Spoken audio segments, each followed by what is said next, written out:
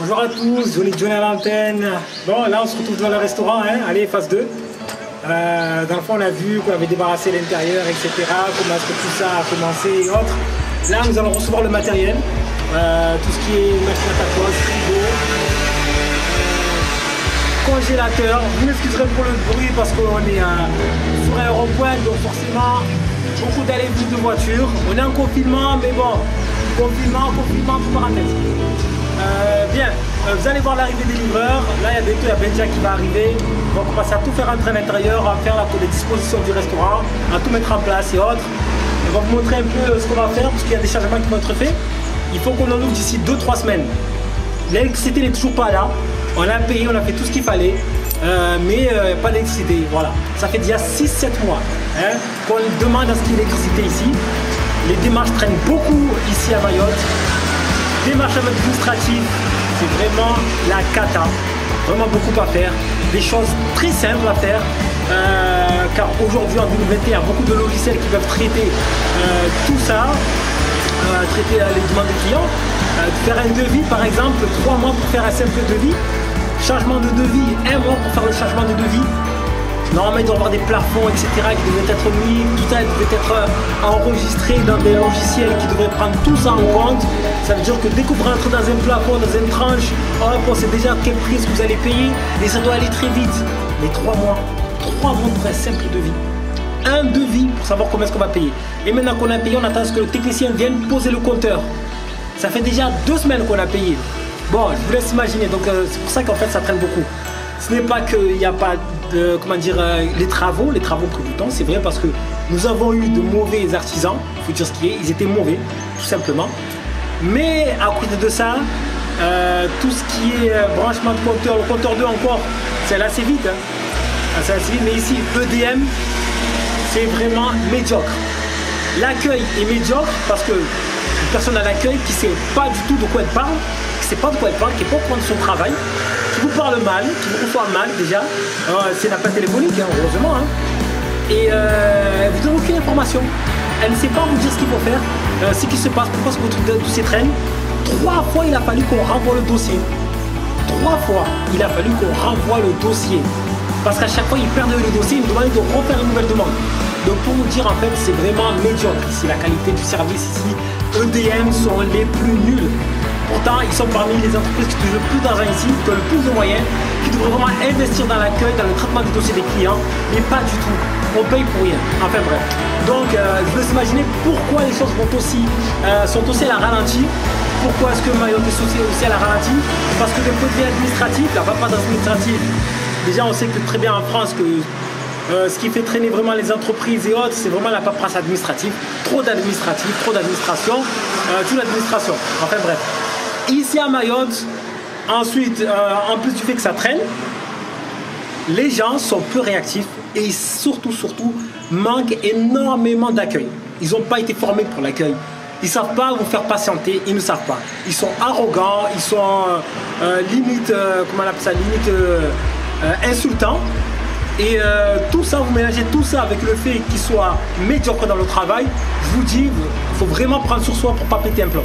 Enfin bref, bon là le restaurant, j'espère, on va recevoir le matériel, on va faire entrer tout ça, vous allez voir ça.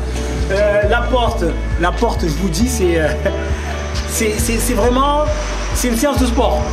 Pour ouvrir cette porte, c'est une séance de sport. On a montré quelque chose à l'artisan qui est un soudeur. Il nous a dit oui, vous inquiétez pas, patata, ok, ouais, bon.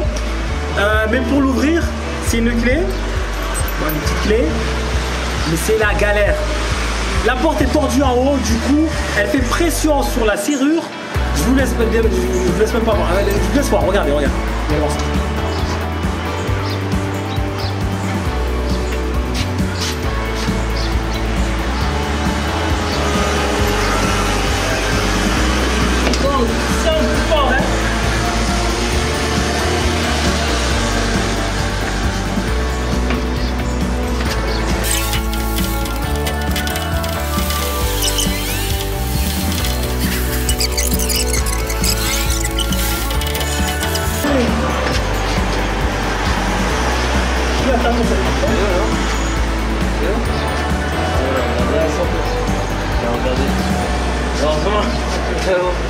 Voilà, c'est bon, hein. Gogan est arrivé. La porte. Fallait qu'il vienne là, l'Avenger. 10 secondes. 10 secondes seulement. Ah putain. Et de l'antenne. Oui, ça y est, regardez. Livraison. Livraison effectuée. Hein.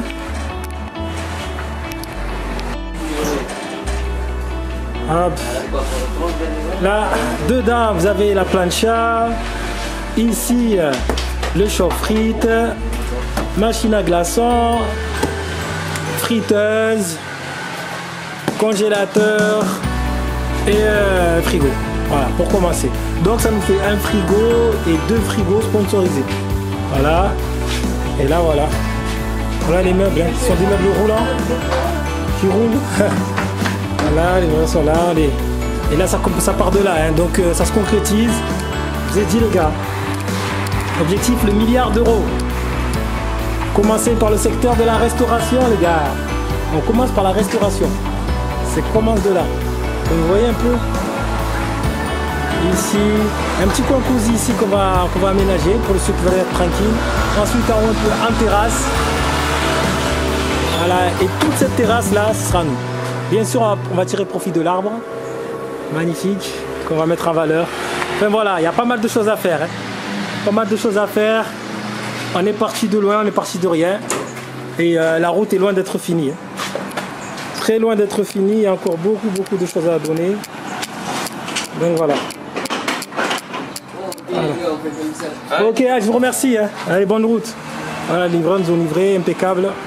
Travail est fait. Maintenant, c'est à nous d'aménager tout ça et de mettre les choses dans l'ordre. Bien agencer les choses. Faire les tests produits, coordination, faire des simulations et autres. Mais avant ça, il y aura des travaux à faire. Regardez, quand le travail est mal fait. Moi ça. Oh. Ah oui, fuite en haut, saison des pluies, l'eau stagne, c'est infiltré par le plancher et a fini dans le toit. Et maintenant, regardez, le toit pourri. Heureusement que nous n'allons pas allumer l'électricité parce que sinon, ça aurait été le court-circuit, voire l'incendie. Voilà. Donc voilà, les murs trempés.